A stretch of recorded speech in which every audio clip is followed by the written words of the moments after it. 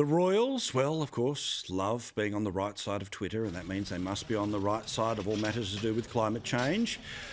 He's obviously, that being Prince William, a little fond of his father's position when it comes to the climate, and he's all in on a thing called the Earthshot project, the moonshot, which is a reference to big, bold ideas to solve big, huge problems.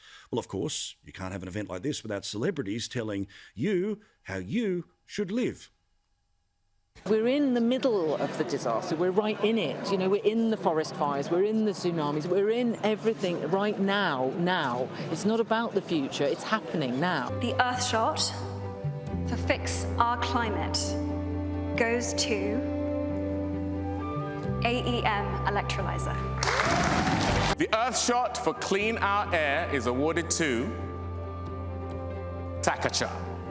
The first ever Earthshot Prize to protect and restore nature is awarded to the Republic of Costa Rica. I would love to know what else was on, because I'd be watching that, as I'm sure Nigel Farage was as well. The great man, the Brexit leader, of course, joins us now from London. Now, of course, all of these people, as part of their advocacy, also talked about how they sold their big houses, moved out of the palaces. They all live in a one-bedroom flat, don't they now? Oh, yes, and no more private jets, obviously. Look, the whole thing is laced with hypocrisy. And look, I have to say, I do think that Prince William, and together with his wife Kate, they are, in many ways, the way they conduct themselves, they're what we want the royal family to be. Fantastic, and William's given service as well. But I just think he must have spent too much time with his dad, because he's now delving into something that is actually overtly political. We're being told that there'll be no sales of petrol or diesel cars after 2030. We're now being told that from 2035, we won't be able to buy a gas boiler. We'll have to get a heat pump, which is going to cost probably £10,000 to £12,000 for each household. Whoa. And the danger, I think, of the royal family getting involved in this is it's all well and good talking about going green if you're rich, but it's ordinary people that are going to have to pay a very, very heavy price. So I think, to be honest, William's made a bit of a mistake here. And what he's also done, he's criticised the tech billionaires for sending their rockets up into space. Indeed, Captain Kirk went back to space last week at the age of 90. And, all right, it could be these rich guys showing off, but I think to stand in the way of scientific and technological progress, actually, I think he's getting this just wrong.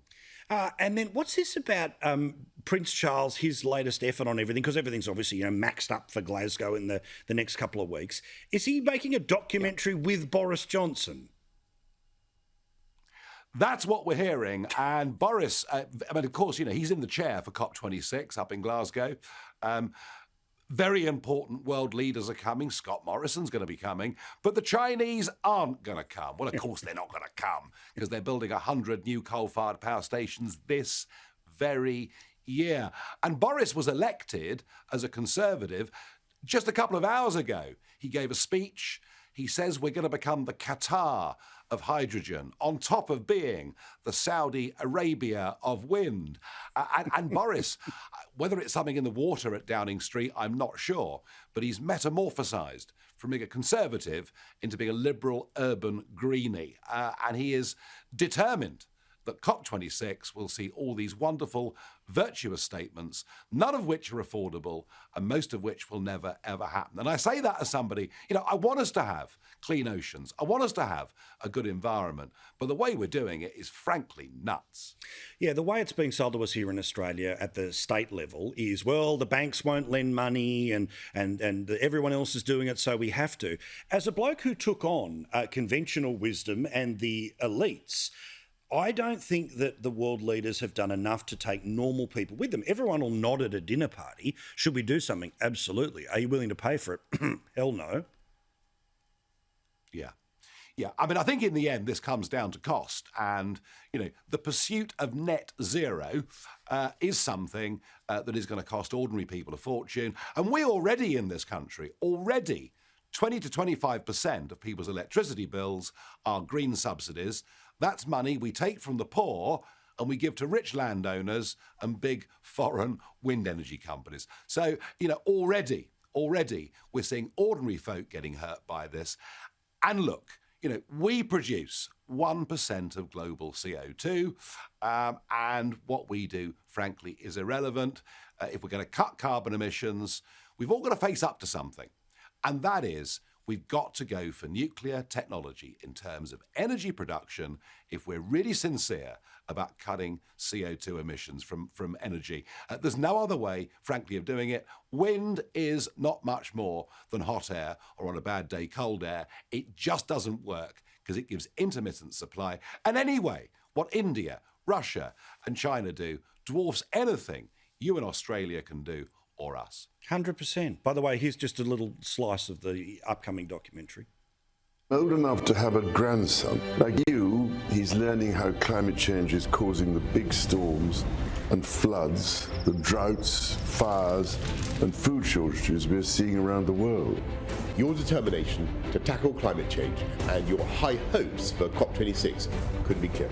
If we don't slam on the brakes right now, we're going to go right past the point where we're able to do anything about it. I'm sorry, Nigel. I have a grandchild who's very worried, but he will become the King of England. Your grandchild won't be the King of England. I just really hope that, we've heard the Queen is giving up booze. At 95, she's giving up booze. And I hope the Queen is going on a really good health regime. I hope the Queen lives a very, very, very long time, because I can't bear the thought, quite frankly, of this man taking the throne in his current mood. This "we're all going to die" narrative. No wonder we've got people gluing themselves to roads in this country. No wonder young people are so full of despair, because they're given this constant message of negativity. And actually what we should be doing all over the world, we should be planting trees, we should be encouraging cleaner oceans that absorb vast amounts of CO2. Let's do some positive things, rather than just saying we're all going to die and taxing the poor. I can't stand it. Yeah, I'm with you. Now, obviously, the murder of the British MP last week was shocking. It also follows a story that, again, people just, the milieu of bad news. We forget about a couple of years ago, the soldier who was beheaded in the streets of the UK, the lone wolf attacker who all happen to have the same twisted system of beliefs, yet again strikes. Yeah, the narrative has been extraordinary. Yesterday there was a big session of Parliament, and then both the House of Commons and the House of Lords went for a service over the road at Westminster Abbey, the church next to Westminster Abbey. We've had statements from everybody, the great and the good. And the common narrative is that we must have a gentler, kinder politics. Politics must become less divisive. We must become more consensual, and that, particularly online, we mustn't be beastly to each other. Well, all I can tell you is politics was much more vicious back in the 18th century, where politicians really tore chunks out of each other. I know some of the stuff that goes on online is not acceptable, but everybody's dancing around their handbags and completely ignoring the great big elephant in the room. This man had been referred 6 years ago to a government anti-terrorism programme, and because of human rights concerns, his details were then not passed on to our police or security services. This man was inspired by a really, really dangerous hate preacher called Anjem Choudhury. This was, and it's being investigated as, this is an Islamist murder, and virtually nobody in this country wants to call it out. No, we must be gentler and kinder and more consensual. And of course, all of this is because of that horrible Brexit debate and that nasty man, Nigel Farage, and they are all avoiding it. And look, this is something we're going to have to face across the entirety of the Western world. I was delighted to see that the Muslim leaders in that part of England, in that part of Essex, all went and paid their respects, and that's good and important. But we've all got to face the truth. There is, and it may be a small percentage, but there is a small percentage of Muslims who have been radicalised to such a degree they want to destroy Western civilization. And this is the real challenge for our civilization.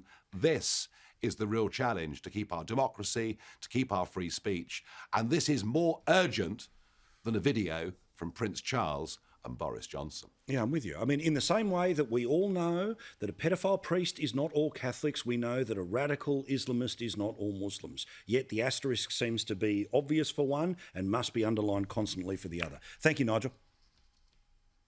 Thank you.